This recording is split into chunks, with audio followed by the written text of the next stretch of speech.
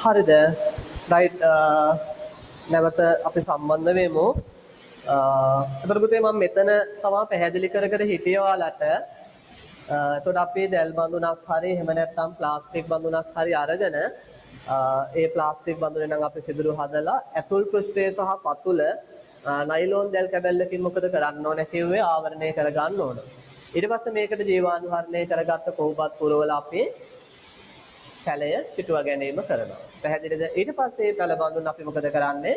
මේ සිදුරු වල රැඳවීම කරලා පැල සහිත තියෙන රිජිෆෝම් පෙට්ටියේ තියෙන ගෙනල්ලා මේක මත රැඳවීම කරනවා. මේ බලන්න මේ විදිහට.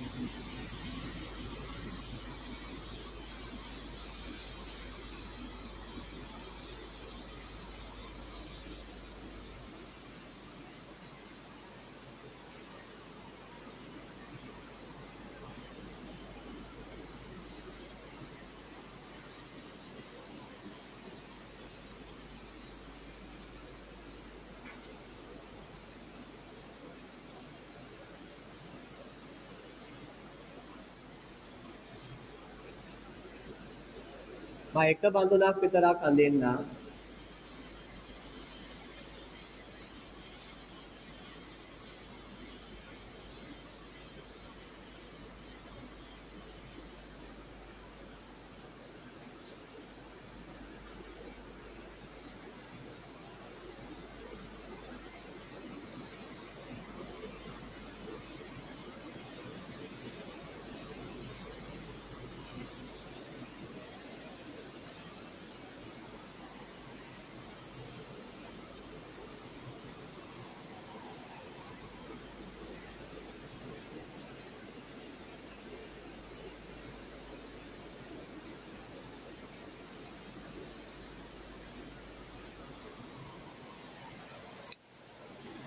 හරි. ඒතර මෙන්න මේ විදිහට තියෙන්නේ මේකේ අර වාතනය සඳහා සිදුරක් අපි අඳලා පෙන්නමු.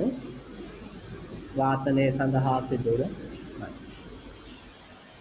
ඒ විදිහට තමයි වැඩේ වෙන්නේ. කාල ගුණය අතිශය දරුණුයි පොතේ. අතිශය දරුණුයි කාල ගුණය. හොඳටම වහිනවා, පැලෙන්න වහිනවා. මොකද කරන්නේ? චුට්ටක් ටියුට් එකට එන්නකෝ. ටියුට් එකේ පොඩ්ඩක් අපි මේ දේලා තියෙන එක කතා කරගෙන යමු. එතකොට අලභෝග හැර අනිකුත් භෝග සඳහා මුල් ගිල්ලු වගාව කියන එක යටතේ කියවා ගන්න. මේ සඳහා පියනක් සහිත බඳුනක් භාවිත වන අතර ස්ටයිරෝෆෝම් පෙට්ටි වඩාත් සුදුසු වේ. හරි. ඊට හේතුව උෂ්ණත්වයේ ඉහළ යාම පාලනය වීමයි. හයිලයිට් කරලා තියාගන්න. ඇයි අපේ ස්ටයිරෝෆෝම් පෙට්ටියක් මේකන සුදුසුයි කියන්නේ පොතේ උෂ්ණත්වය පාලනය කිරීමේ හැකියාවක් තියෙනවා. නැත්නම් උෂ්ණත්වය ඉහළ යාම වළක්වා ගන්න පුළුවන්. ඒකයි. බඳුනේ ගැඹුර සෙන්ටිමීටර් 28ක් 30ක් පමණ විය යුතුය. ආලෝකයේ ඇතුල් වීම වැළැක්වීම සඳහා පැල රැඳවීම සඳහා පියනක් යොදා ගන්න අතර පියනෙහි සකස් කරන ලද සිදුරු තුළින් බඳුන්ගත පැල ද්‍රාවණය හා සම්බන්ධ කරනු ලැබේ. හරි. එතනවන්න හයිලයිට් කරගන්න පුළුවන් ඔයාලට ආලෝකයේ ඇතුල් වීම වැළැක්වීම සඳහා පැල රැඳවීම සඳහා පියනේ වැදගත්කම් දෙකක් ලියන්න කිව්වොත් ওই දෙක ලියන්න. ආලෝකයේ ඇතුල් වීම වැළැක්වීම ඒ වගේම පැල රැඳවීම.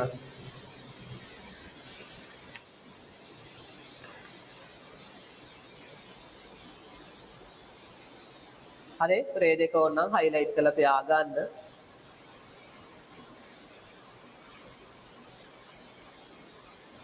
ඊළඟ මොකද කියන්නේ බඳුන් පැල තබන සිදුර වලට අමතරව එක් සිදුරක් මම කියුවේ මේ පොතේ මේ එක සිදුරක් තියෙන්න ඕන මාධ්‍ය නැවත සැපීමට ඒ වගේම වාතය සංසන්දනය වෙන්න වාතනය වෙන්න වැදගත් වෙනවා රයිට් මම හිතන්නේ ඔයාලගේ ටියුට් එකේ පොතේ එතන හිස් ඉඩක් තියෙනවා අන්නේ හිස් ඉඩේ හරි මේ රූපයේ විතරක් ඇඳ ගන්න නැවැත්තුවද එහෙනම් අවුලන්නේ මම දැන් පටන් ගන්න.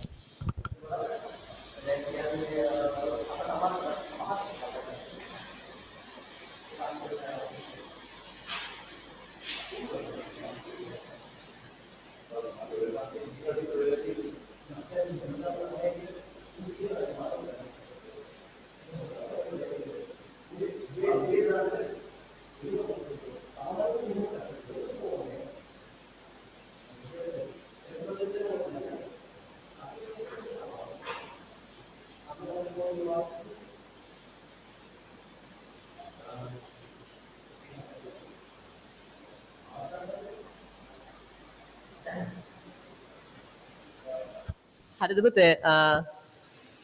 එතකොට මේක අඳින්න මේක විතරයි ඈ. මේක එපා. ඒක අඳින්න වෙන මිඩක් තියෙනවා. මේක අඳින්න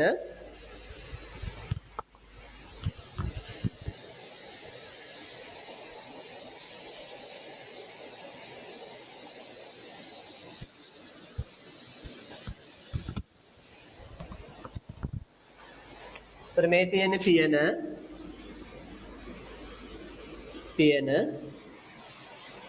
මේ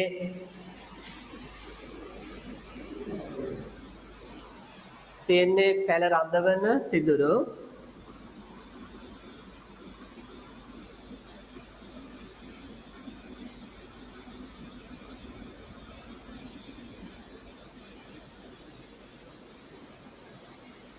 පැල රඳවන සිදුරු මේ තියෙන පොතේ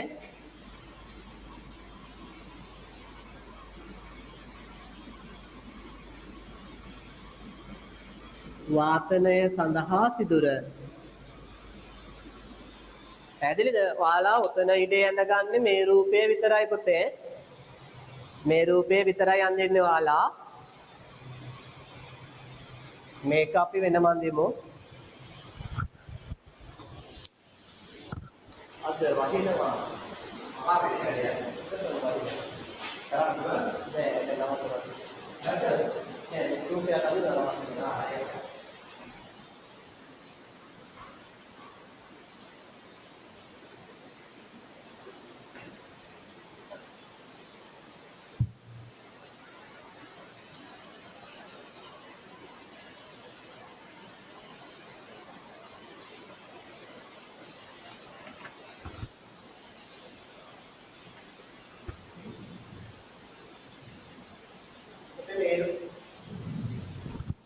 අය මතක් කරනවා ඔන්න මේ රූපය විතරක් ඇඳ ගන්න ටිකක් ලොකුවට ඇඳ ගන්න. එතන ඉඳ තියෙනවානේ.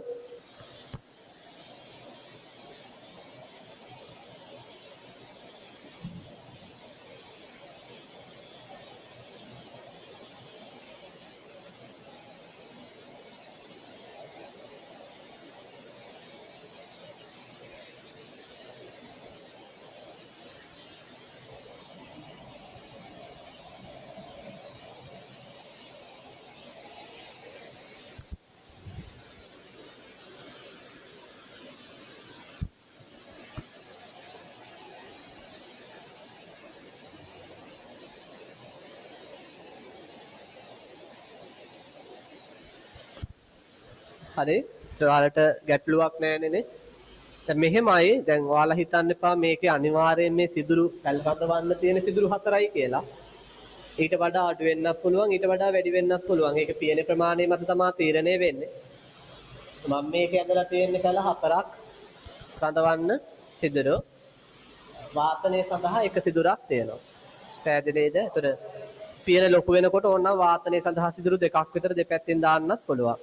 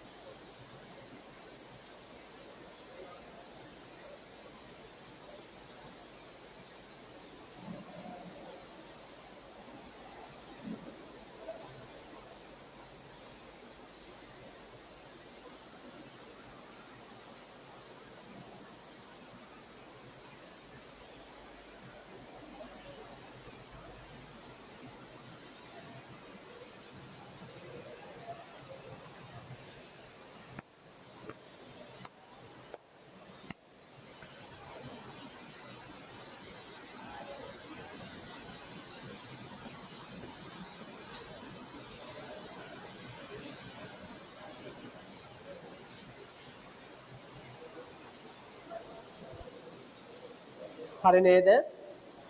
ඊට පස්සේ බලන්න මොකද කියන්නේ කියලා පුතේ.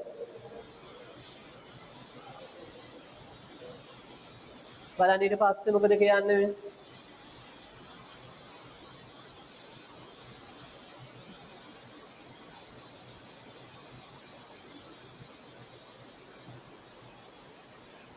පෝෂක ද්‍රාවණයේ කාන්දු වීම වැළැක්වීම සඳහා ඒකත් මම කිව්වා පොතේ ඔය ඔක්කොම පැහැදිලි කරලා තියෙන්නේ. ඇතුල් පෘෂ්ඨයේ ස්ටයිරෝෆෝම් පෙට්ටියක් මොකකින් ආවරණය කරගන්න ඕනේ කිව්වේ? කළු පොලිතීන් එකකින් ආවරණය කරගන්න ඕනේ. පැහැදිලි නේද? රයිට්. ඊළඟට මොකද කියන්නේ? ඉන්පසු බඳුනේ සිටුවීම සඳහා අවශ්‍ය පැල සකසා ගනු ලැබේ. මගේ කෑල්ල මැකුවා. අර දැල් බඳුනේ කෑල්ල. පැල සිටුවීම සඳහා දැල් බඳුන් හෝ කුඩා ප්ලාස්ටික් කෝප භාවිත කළ හැක. ප්ලාස්ටික් කෝප්පවල බිත්තියේ හා පතුලේ සිදුරු කර එම බඳුන් තුලට නයිලෝන් දැල් කැබැල්ලක් දමා ඝනමාධ්‍ය පෝෂක හයිලයිට් කරගන්න පුතේ කෑල්ල. ඝනමාධ්‍ය පෝෂක ද්‍රාවණයට සේදී යන එක වළක්වන්න. ඒ කෑල්ල හයිලයිට් කරගන්න. ඇයි නයිලෝන් දැල් කැබැල්ලක් අවශ්‍ය වෙන්නේ? ඇතුල් පෘෂ්ඨයට දාගන්න ඕනේ.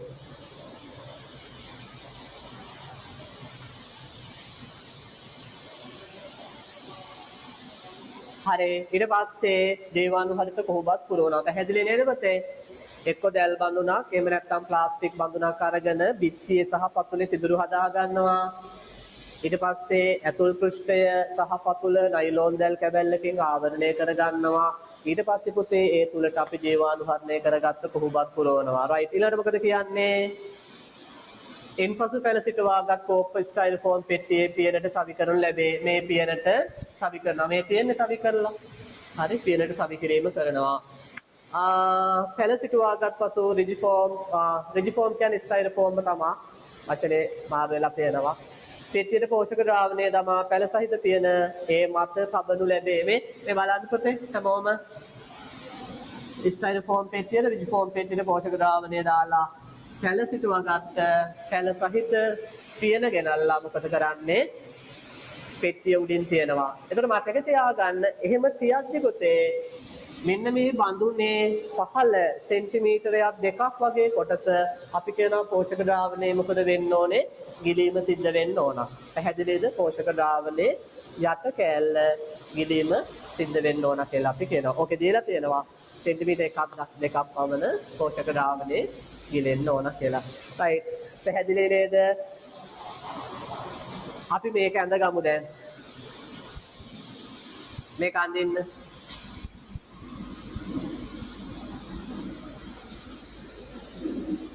මේක අඳිමු.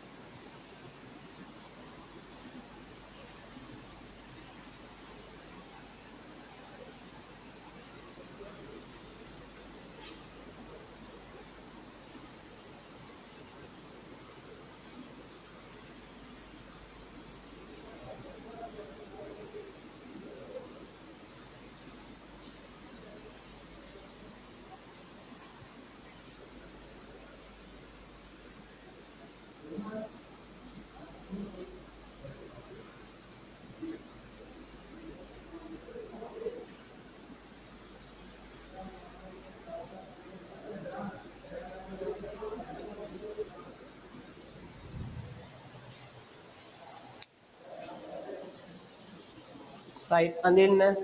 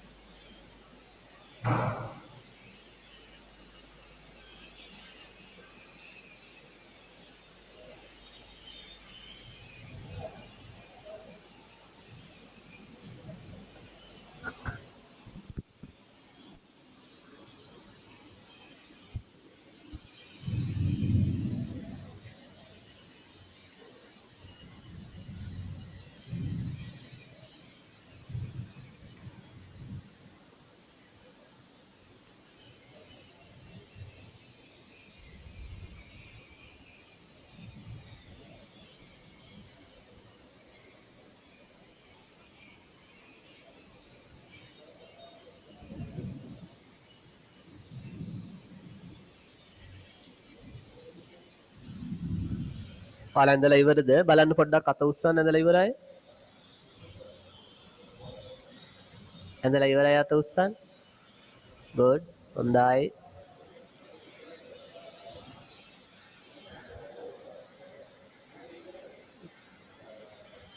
මොන හරි ප්‍රශ්න තියෙනවා නම් අහන්න පුළුවන් ඔයාලට ඒත් එක්ක.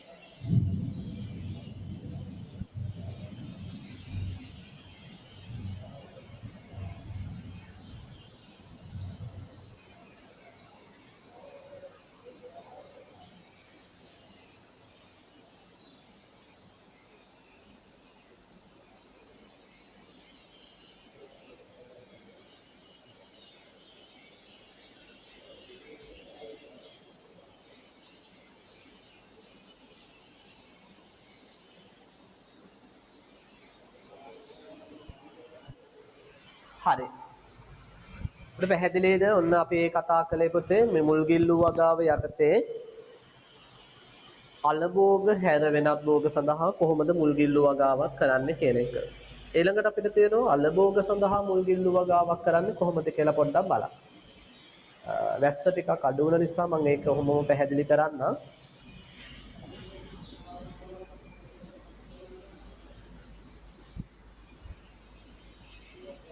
right. ඉස්සෙල්ලා මම බෝඩ් එකේ රූපයක් ඇඳලා පැහැදිලි කරලා ඊට පස්සේ නෝට් එකට එන්නම්. ඊට ඔයාලට රූපේ අඳ ගන්නත් පුළුවන් ඒ අතර. බලා ගන්න කොහොමද පුතේ අලභෝග වලට අපි මුල්ගිල්ලු වගාවක් කරන්න කියලා. ඒතර මෙතනදී පුතේ අපිට අවශ්‍ය වෙනවා ස්ටයිරෝෆෝම් පෙට්ටියක්. අපි හිතමු මෙන්න අපේ ස්ටයිරෝෆෝම් පෙට්ටිය. හරි. අපිට ස්ටයිරෝෆෝම් පෙට්ටියක් අවශ්‍ය වෙනවා. ඊට පස්සේ අපි මේ ස්ටයිරෝෆෝම් පෙට්ටියට පුතේ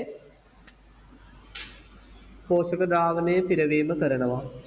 අවශ්‍ය නම් අර පෝෂක ද්‍රාවණයේ කාන්ද වීම වළක්වා ගන්න අපිට ඇතුළට කළු පොලිතීන් එකක් ආවරණයේ විදිහට දාගන්න පුළුවන්. ඒත් මෙන්න පෝෂක ද්‍රාවණය මම පුරවනවා.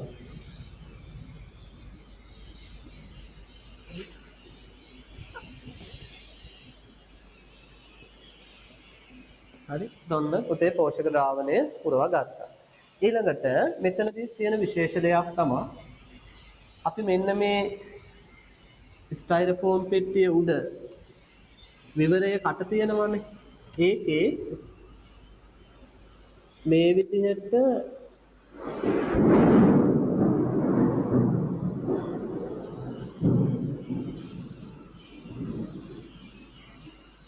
දැලක් රැඳවීම කරනවා.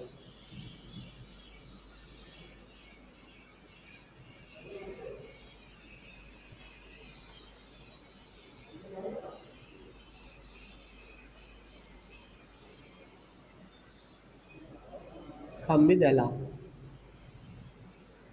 එහෙම රඳවනවා. පැහැදිලිද? හරි, කම්බි දැලක් අර අම්මලා ඉස්සර අර පිටි තම්බන්න වණ්ඩුව හදන්නේ. ඒ වගේ මේ කම්බි දැලක් පොතේ මේකේ මේ පල්ලයට තියෙන විදිහට රඳවනවා. එතකොට සාමාන්‍යයෙන් මෙන්න මේ පෝෂක ද්‍රාවණය සහ කම්බි දැල අතර සෙන්ටිමීටර 7.5ක වගේ පරතරයක් තියෙන්න ඕනේ. හිස් අවකාශයක්. පෝෂක ද්‍රාවණය සහ කම්බි දැල අතර සෙන්ටිමීටර 7.5ක වගේ අවකාශයක් තියෙන්න ඕන කියලා අපි කියනවා. ඊළඟට අපි මෙන්න මේ කම්බි දැල මතක දැන් පුතේ පුරවා ගන්නවා ජීවාණුහරණය කරගත්ත කොහොමද? හරි, මොනවද පුරවා ගන්න? ජීවාණුහරණය කරගත්ත කොහොමද පුරවන. ඊළඟට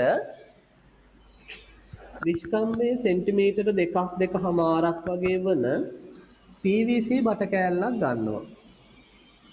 හරි, PVC බට ගන්නවනේ. අරගෙන උගේ මෙහෙම තැනින් තැන සිදුරු ටිකක් හදා ගන්නවා. හදලා මේක ඇතුළට අපි කොහොමවත් පුරවනවා පොතේ. පැහැදිලිද? මේක ඇතුළට කොහොමවත් පුරවනවා. එහෙම කොහොමවත් පුරවලා හදාගත්තේ සවිවර නල කැබැල්ල මෙන්න මේ විදිහට අපි මේකට සවි කර ගන්නවා.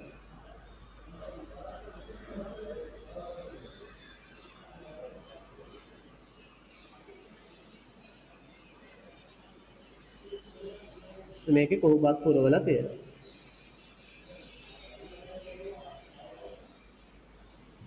හරිද? ඇයි අපි මේ විදිහට PVC නලයකට කොහොමවත් පුරවලා සවි කරගන්නේ? හේතුව තමයි පොතේ අපි මේ උඩ කොහොමවත් කොටස තමයි ඊළඟට භෝගයේ හිටවන්නේ. ඒ භෝගයේ මුල් අවධියේදී හරි මුල් කාලයේදී පෝෂක ද්‍රාවණය දක්වා වර්ධනය වෙලා නැහැ. මේ බලන්න මුල් කාලේදී මෙහෙම තියෙන්නේ පොතේ.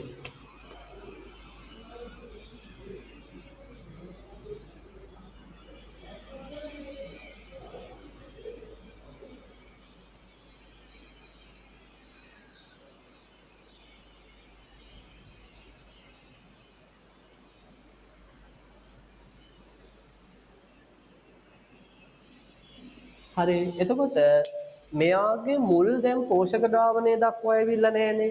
එතකොට මේ භෝගවලට දැන් පෝෂක ලැබෙන්නේ නැහැ, ජලය ලැබෙන්නේ නැහැ. අන්න ඒකට විසඳුමක් විදිහට තමයි අපි මෙන්න මේ විදිහට සිදුරු කරගත්ත බට කෑල්ලකට PVC බට කෑල්ලකට කොහොමවත් පුරවලා පොතේ සවි කරලා තියෙනවා. දැන් මොකද වෙන්නේ? මේක ඇතුලේ තියෙන කොහොමවත් වගේ ජලය හා පෝෂක උරා ගන්නවා, පෝෂක ද්‍රාවණය උරා ගන්නවා. උරාගෙන උඩට අරගෙන ගිහිල්ලා මේ සිදුරු තියෙනවනේ මේකේ. ඒ සිදුරු වලින් කොහොමද පෝෂක ද්‍රාවණය පුතේ කාන්දු වෙන්නේ? හරි. මේ විදිහට කොහොමද කාන්දු වෙන්නේ? අර උඩ අර දැල් කැබැල්ල උඩ රඳවලා තියෙන කොහොමත් ටික තියෙනවනේ. ඒ කොහොමත් වලට කාන්දු වෙනවා. ඒතකොට ඒ කොහොමත් දිගේ මේ මුල් වලට ලැබෙනවා කියලා කියනවා. පැහැදිලිද? හැබැයි දැන් ওই විදිහට පැල ටික කාලයක් වර්ධනය වෙනකොට පුතේ මුල් ටික පල්ලෙහාට වැඩෙනවා. මේ මුල් පල්ලෙහාට මෙනවා මෙහෙම. ඇදිලා මේ පෝෂක ද්‍රාවණයට මෙනවා. එතකොට අපිට මේ බට කැබැල්ල ඇත්තටම වැඩගත් වෙන්නේ නැහැ. පැහැදිලිද? ඒ අවස්ථාවේ අපි කරනවා කියන්නේ මේක ඇතුලේ තියෙන කොහොමත් ටික අයින් කරනවා පුතේ. අයින් කරලා නිකම්ම බටේ විතරක් මෙතන රඳවනවා. ඇයි මේ බටේ විතරක් රඳවන්නේ? ඒ හරහා පෝෂක ද්‍රාවණය වාතනය වෙනවා. ඊට අමතරව අපිට පෝෂක ද්‍රාවණය නැවත පිරවීමක් කරන්නත් පුළුවන් කියලා කියනවා. පැහැදිලිද කාරණා ටික? හරි, ඔන්න මම නැවත මුල ඉඳලා චුට්ටක් කියවනවා අහගන්න. එතකොට මේ සඳහා අපි පාවිච්චි කරන්නේ PVC ස්ටයිරෆෝම් පෙට්ටියක් නැත්නම් රිජිෆෝම් පෙට්ටියක්. ඉස්සෙල්ලා අපි කරන්නේ ස්ටයිරෝෆෝම් පෙට්ටියට පෝෂක ද්‍රාවණය පුරවා ගන්නවා. ඊළඟට උඩින් අපි කම්බි දැලක් රඳවනවා. පෝෂක ද්‍රාවණය සහ දැල අතර සෙන්ටිමීටර 7.5ක වගේ පරතරයක් හිස් අවකාශයක් තියෙන්න ඕන කියලා කියනවා. ඊළඟට අර රඳවාගත්ත කම්බි දැල මත පුතේ අපි ජීවාණුහරණය කරගත්ත කොහොඹත් පුරවනවා. ඊට පස්සේ ඒකේ පැල සිටුවා ගන්නවා. අලභෝග සිටුවා ගැනීම කරනවා. හැබැයි මුල් අවදියේදී මේ භෝගයේ මේ පැලවල පුතේ මුල් පෝෂක ද්‍රාවණය දක්වා වැඩිලා නැති නිසා එයාට ජලය හා පෝෂක ලබා ගන්න බෑ. ඒකට උපක්‍රමයක් විදිහට විකල්පයක් විදිහට අපි මොකද කරන්නේ? PVC නලයක් අරගෙන සෙන්ටිමීටර් 2ක වගේ විස්කම්භයේ තියෙන එයාගේ තැනින් තැන සිදුරු සකස් කරලා ඒ තුලට මොනවද පුරවන්නේ? කොහොඹත් පුරවනවා. ඒ කොහොඹත් පුරවගත්ත සවිවර බට කැබැල්ල අපි මේ ආකාරයට මෙතන රැඳවීමක් කරනවා. දැන් මොකද වෙන්නේ? පෝෂක ද්‍රාවණය බටේ ඇතුලේ තියෙන කොහොඹත් මගින් උරා ගන්නවා. සිදුරු හරහා කොහාට අරන් ගිහිල්ලා දෙනවද? උඩ කම්බි දැල මත තියෙන කොහොඹත් වලට ලබා දෙනවා. එතකොට ඒ හරහා පැලවලට පෝෂක ලැබෙනවා. පැහැදිලිද ඒ කාරණය? ඊට පස්සේ ටික කාලයක් යනකොට මුල් වර්ධනය වෙනවා පෝෂක ද්‍රාවණය දක්වා. දැන් අපිට මෙයාගේ අවශ්‍යතාවයක් නැහැ. ඒ අවස්ථාවේදී අපි මොකද කරනවා කියන්නේ? බටේ ඇතුලේ තියෙන කොහොඹත් ටික සම්පූර්ණයෙන් අයින් කරලා පොතේ නිකම්ම බටේ විතරක් රඳවනවා කියලා කියනවා. ඇයි නිකම්ම බටේ විතරක් රඳවන්නේ? ඒ හරහා පෝෂක ද්‍රාවණයට අවශ්‍ය වාතය ලැබෙනවා. ඒ වගේම නැවත පෝෂක ද්‍රාවණය අපිට ඒ තුලින් පුරව ගන්න හැකියාව ලැබෙනවා කියලා කියනවා. පැහැදිලිද ඔය කාරණා ටික? right. අපි එහෙනම් රූපේ අඳිමුනේ රූපේ අඳින්න ඉඩ තියලා ඇති පොතේ. යට තියෙනවා ඉඩ. ඒකේ ඇඳ ගමු අපි.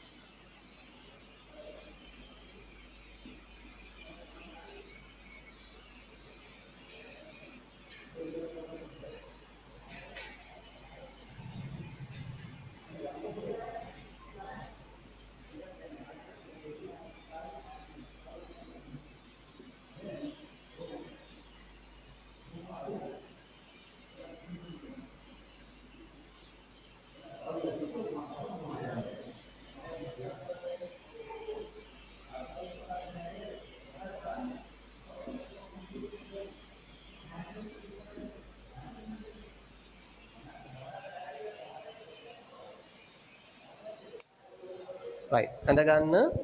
ඒකට මම නෝට් එක කියවෙන්නේ අවශ්‍ය නැහැ නේ. ඔය ටික තමයි ඉතින් නෝට් එකේ තියෙන්නේ. ඔයාලා ගෙදරින් කියවා ගන්න.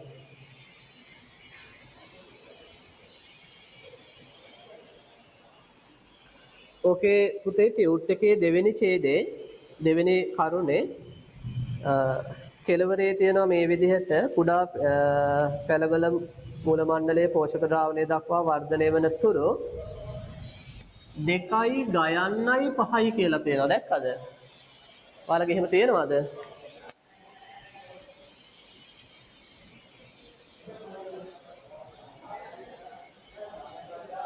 අනේ රයිට්. ඔයාලගේ ටියුට් එකේ හරියට තියෙනවා පුතේ. ගැටලුවක් නැහැ. ඔයාලගේ එක එහෙම නැහැ. මගේ අතේ තියෙන එක විතරයි එහෙම තියෙන්නේ. අවුලක් නැහැ ඔයාලගේ.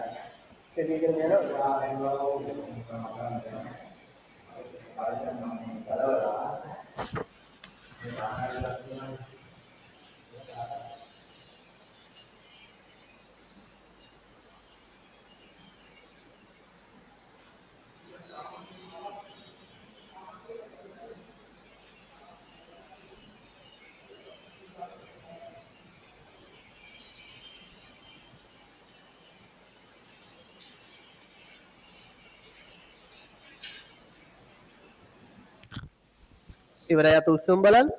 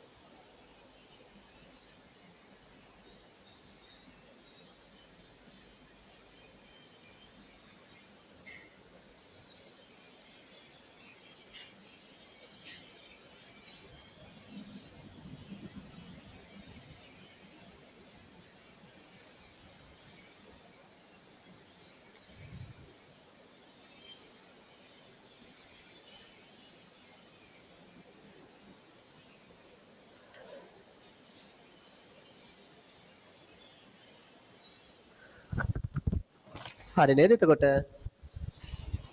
එතකොට ඔන්න අපි කතා කළේ පුතේ මුල් ගිල්ලෝ වගාව. ඊළඟට අපිට තේරෙනවා මං කියවනේ ඝනමාධ්‍ය තුල වගාව ක්‍රම තුනක් තියෙනවා කියලා. මුල් ගිල්ලෝ වගාව, පාවෙන වගාව සහ කේශික අවශෝෂණ වගාව. ඊළඟට චුට්ටක් බලමු අපි ඔහොමම පාවෙන වගාව ඒ කෑල්ල පොඩි මං පාවෙන වගාවයි කේශික අවශෝෂණ වගාවයි කරලා අදට නතර කරන්න. හරි. මං කලින් වගේම පොතේ බෝඩ් එකේ පැහැදිලි කරන්නම් මේක කරන්න කොහොමද කියන එක ඒතර ඔයාලට රූපයක් ඇඳලා දාගන්න පුළුවන් ටියුට් එක පස්සේ කියවා ගන්න. හරි. මෙහෙමයි කරන්නේ. මේ සඳහාත් අපි සාමාන්‍යයෙන් ස්ටයිරෝෆෝම් පෙට්ටියක් පාවිච්චි කරනවා. එන්න හිතන්න ස්ටයිරෝෆෝම් පෙට්ටිය.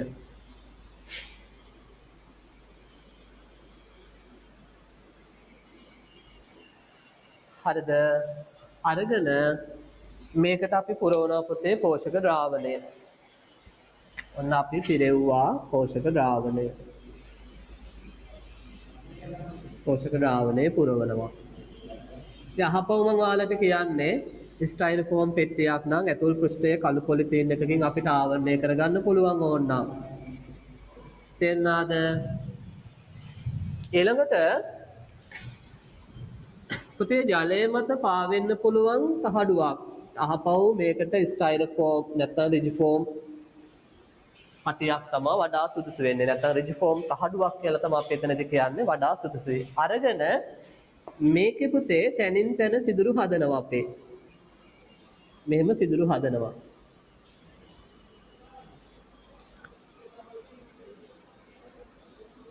පැහැදිලිද? හදලා පැල සිටුවගත්ත බඳුන් මේ තුල රැඳවීම කරනවා අපි. මේ විදිහට. තේරුණාද? ඊළඟට කරන්න පුතේ ඔය පැල බඳුන් සහිත ස්ටයිරෝෆෝම් කැටිය තියෙනවානේ. ඒක ගෙනල්ලා අපි පෝෂක ද්‍රාවණය මත තියනවා. මේක ගිලෙන්නේ නැහැ. මං කියවනේ පාවෙන්න පුළුවන් පහදුවක් තමයි අපි අරගන්නේ.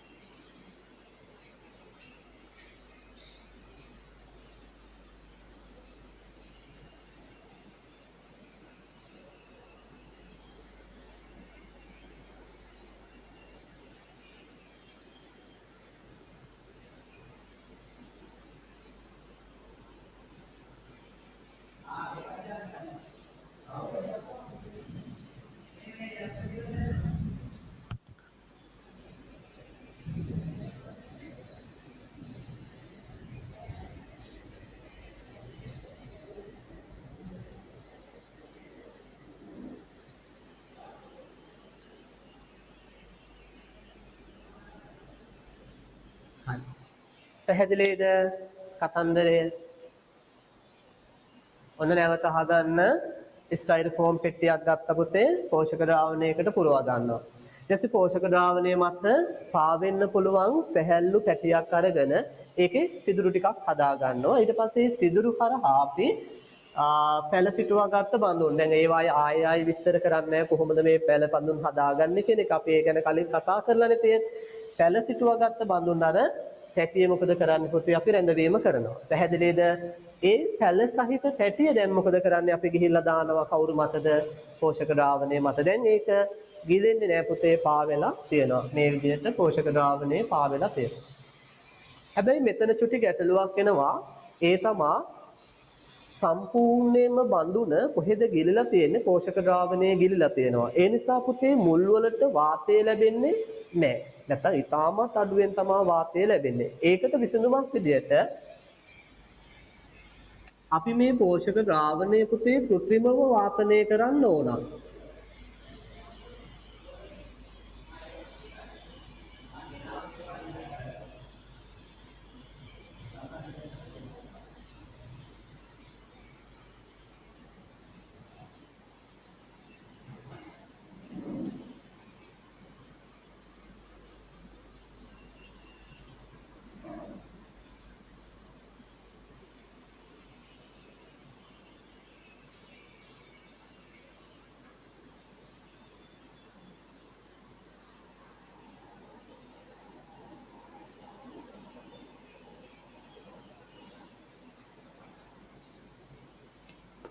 අපි හිතමු මේ විදිහටම දැන් වාතය නිකුත් කරනවා. වායු බුබුලු නිකුත් කරනවා. අර මාළු ටැංකි වාතනය කරන්න දැකලා තියෙනව නේද? ඔක්සිජන් මෝටරේ දාලා මාළු ටැංකි වාතනය කරනවා දැකලා තියෙනවද? ඒ විදිහම තමයි මෙතන කරන්නේ. හරි. ඒතකොට මේකෙදී මෝටරයක් අවශ්‍ය වෙනවා.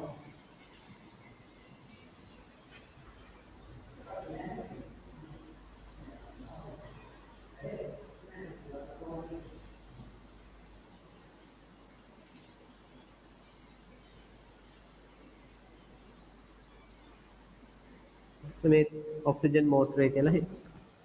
පැහැදිලිද? එහෙනම් ඔන්න කොටස් ටික මම නම් කරනවා මේ බලන්න. මාත් එක්ක නම් කරමු. ස්ටයිරෝෆෝම් පෙට්ටිය. ස්ටයිරෝෆෝම් පෙට්ටිය. හරිද? එතකොට මේ පෝෂක ද්‍රාවණයේ තියෙන ඔන්න පෝෂක ද්‍රාවණය. ඊට පස්සේ මේක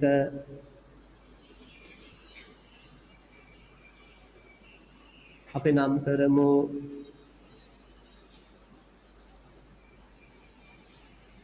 ස්ටයිරෝෆෝම් පැටිය.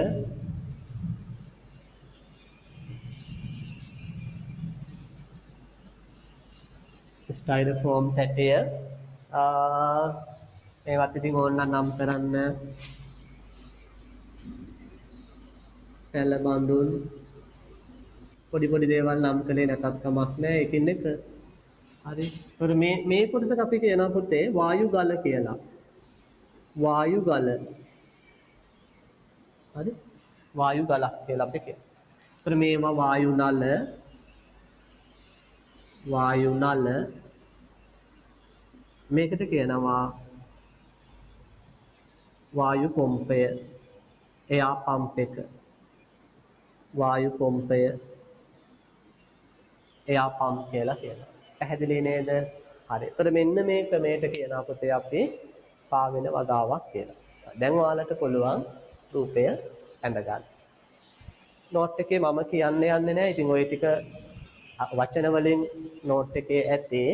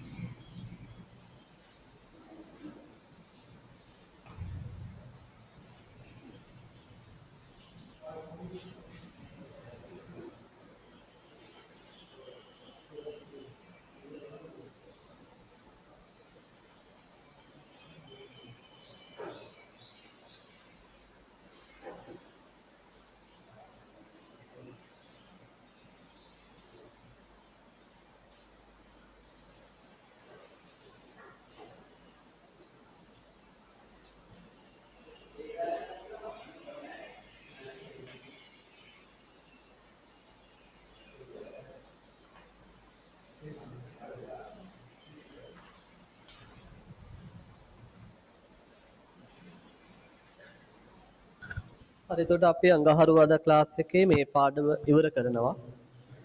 එතකොට ඔයාලගේ 10 11 කියන පාඩම් දෙකම ඒ ටියුට් එකෙන් ඉවරයි. ඊළඟට මම ඔයාලට පටන් ගන්න හිතාගෙන ඉන්නේ පුතේ ශාක කායික විද්‍යාව කියන පාඩම. මේ ශාක කායික විද්‍යාවට අදාළ ටියුට් එක මම මේ සතියේ ඔයාලගේ ආයතන වලට ලබා දීම කරන්නම්. ඔයාලා ආයතන වලින් ඒ ටියුට් එක ලබා ගන්න. මොකද අපේ ටියුට් එකේම තමයි ලියන්න වෙන්නේ මේ වෙලාවේ. අපිට නෝට් එකේ ලියන්න අපහසුයි. එක එක්කෙනා එක එක තැන්වල මම ඒ ගැටලුව කලින් ඔයාලට කිව්වා. එක එක තැන්වල පාඩම් වල හිටියේ අපි.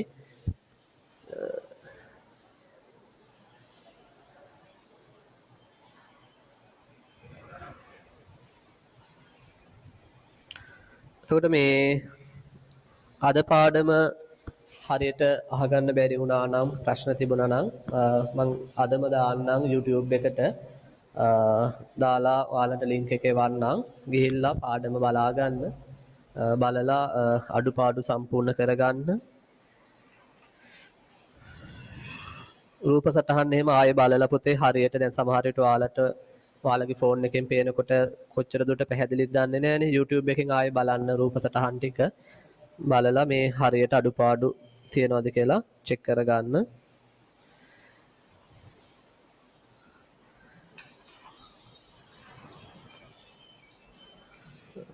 තාම අඳිනව නේද? ඇඳලා ඉවරයි බලන්න පොඩ්ඩක්. රයිට් අඳින්න.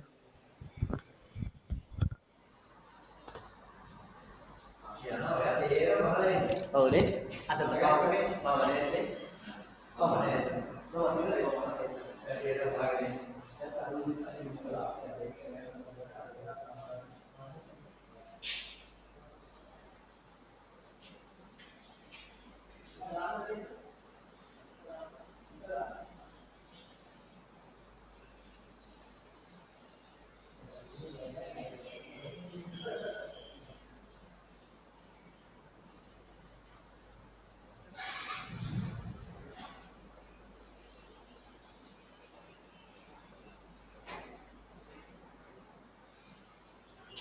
බලන්න ඉවරයි.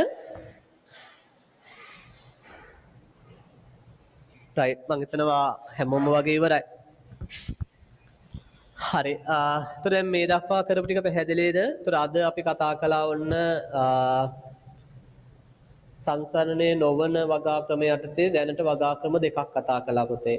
හරි. මොනවද වගා ක්‍රම දෙක අපි සංසරණයේ නොවන ක්‍රමේ කතා කරපු එකක් මුල්ගිල්ලු වගාව කතා කළා ඊළඟට පාවෙන වගාව කතා කළා. ඒතර මුල්ගිල්ලු වගාවෙත් අපි ඒක ටිකක් ඒකේ තමයි ගොඩක් අපිට විස්තර තිබුණේ කතා කරන්න. ඒකේ ආකාර දෙකක් කතා කළා.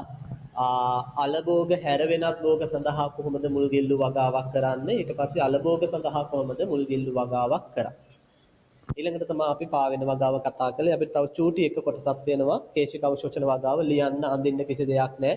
චුට්ටක් පැහැදිලි කරලා දෙන්න. ඊට කලින්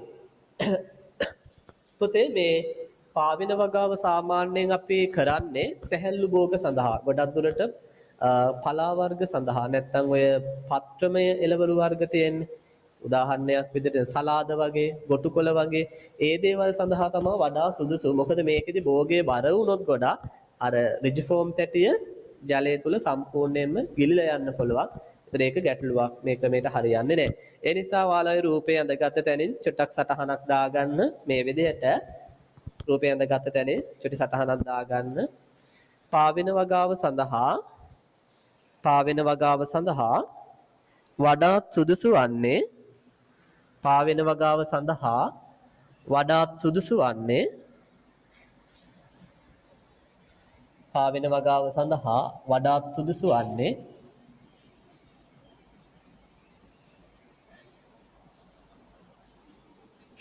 සලාද ගොටුකොළ වැනි හයිලයිට් කරගන්න පුතේ සලාද ගොටුකොළ හයිලයිට් කරගන්න සලාද ගොටුකොළ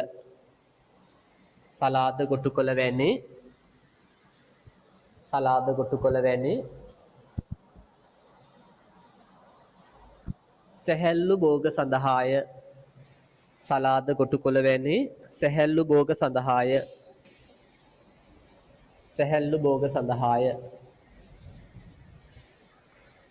හරි. ඔන්න පාවෙන වගාව. ඊළඟට පුතේ මං කෙටියෙන් පැහැදිලි කරන්නම් කේශික අවශෝෂණ වගාව. රයිට්. අහගන්න ටියුට් එක බලන්න දෙයක් නැහැ. පස්සේ කියවා ගන්න. මේ සඳහා අපි නොගැඹුරු තැටියක් පාවිච්චි කරනවා පුතේ. බලන්න හැමෝම මෙන්න තියෙනවා නොගැඹුරු තැටිය. හරි නොගැඹුරු තැටියක් පාවිච්චි කරනවා. එතන මේ නොගැඹුරු තැටියට අපි පෝෂක ද්‍රාවණය ගොඩාක් ඝනකම නැතුව කොහොමත් තැටියක් එච්චර ගැඹුරු නෑනේ. තුනී පෝෂක ද්‍රාවණයක් අන්තර්ගත කරනවා. මේ විදිහට පෝෂක ද්‍රාවණය පුරවනවා. පැහැදිලිද? ඊළඟට පැල සිටුවීම සඳහා පුතේ පතුලේ සිදුරු සහිත බඳුනක් අපි පාවිච්චි කරනවා. හරි? ඒ පැල සිටුවාගත්ත බඳුන අපි මොකද කරන්නේ? ගෙනල්ලා මේක මත තියනවා මේ විදිහට.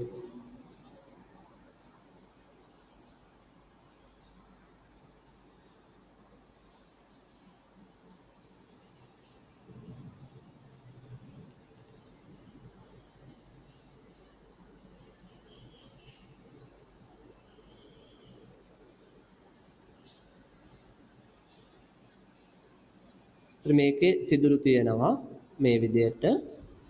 හරි පතුලේ සිදුරු තියෙනවා. මේකට අපි කොහොබත් පුරවලා තියෙන්නේ.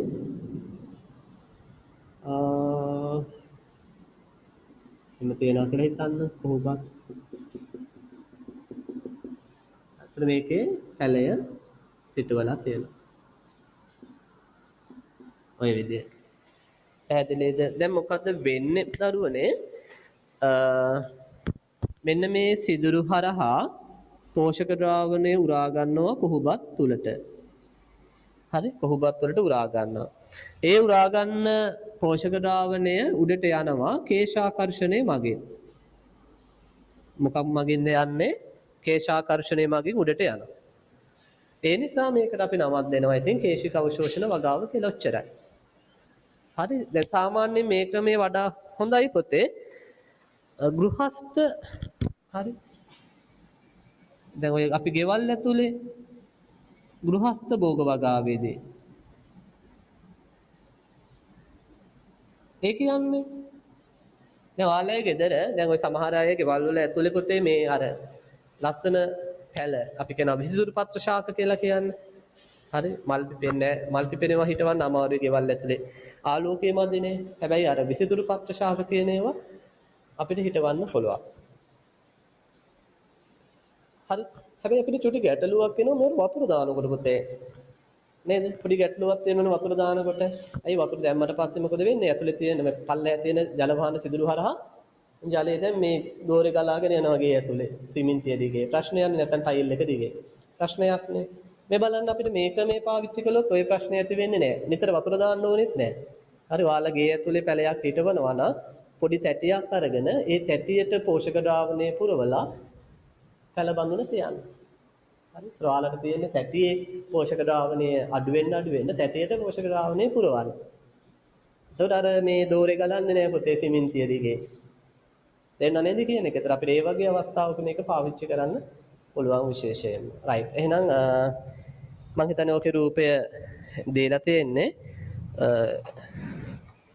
එතන චුට්ටක් ඔය කාරණේ මම දෙන්නම්. ඒක දීලා නැතුව ඇති. රූපේ ගාවින් පොඩ්ඩක් මෙහෙම ලියා ගන්න. මෙම ක්‍රමය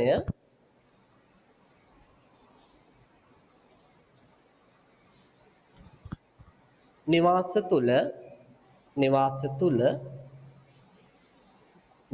තුල විසිතුරු පත්‍රික ශාක වගාවේදී නිවාස තුල විසිතුරු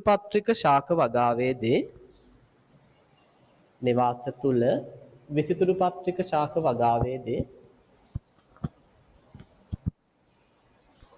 යොදාගත